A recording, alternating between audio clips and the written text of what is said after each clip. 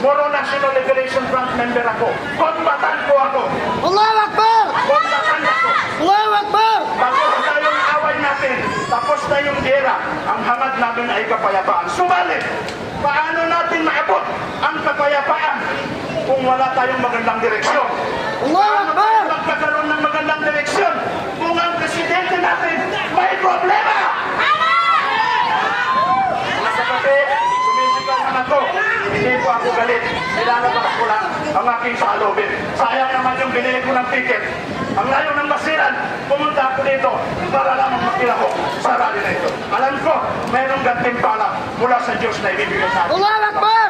Mga kapatid, Allahu huwag Akbar! natin sayangin ang oras natin. Nagkakahiya na po ang bansang Pilipinas sa international community. Huwag na tayo magbulag-bulagan. Pero sana ayusin muna natin ang sistema ng ating gobyerno.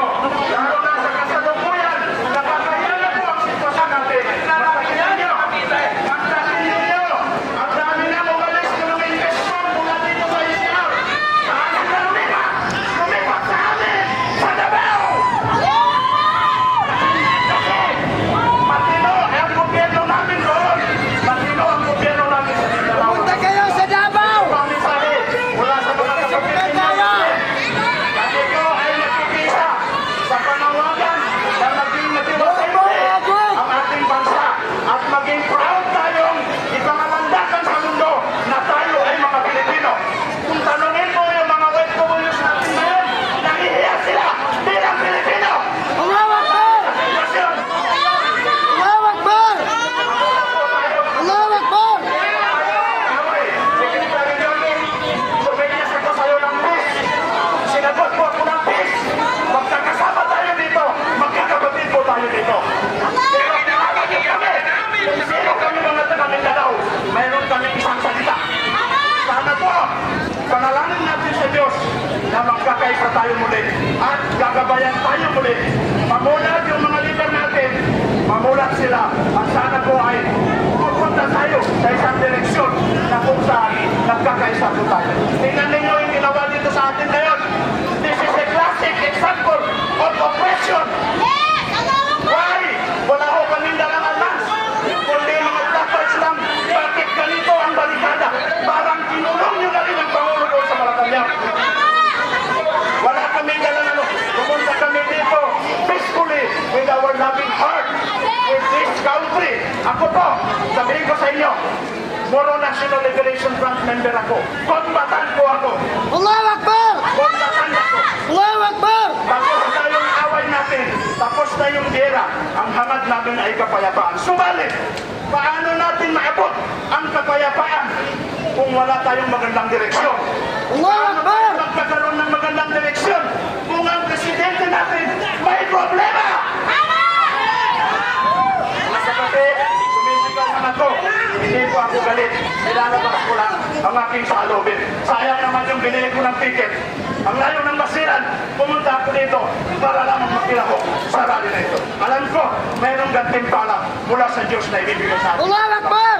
Mga kapatid, Allahu huwag Akbar! natin sayangin ang oras natin. Nagkakahiya na po ang bansang Pilipinas sa international community.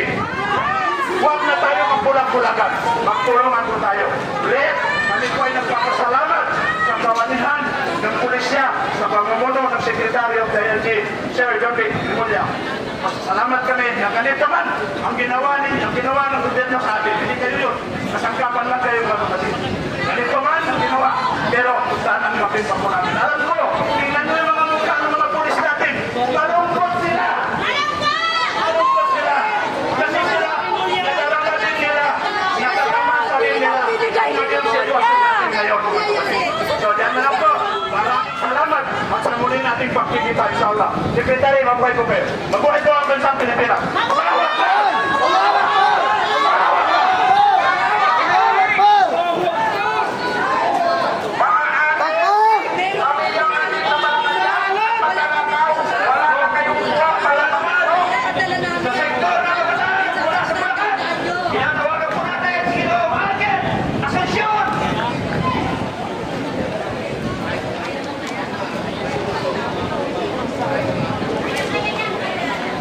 May muli ka!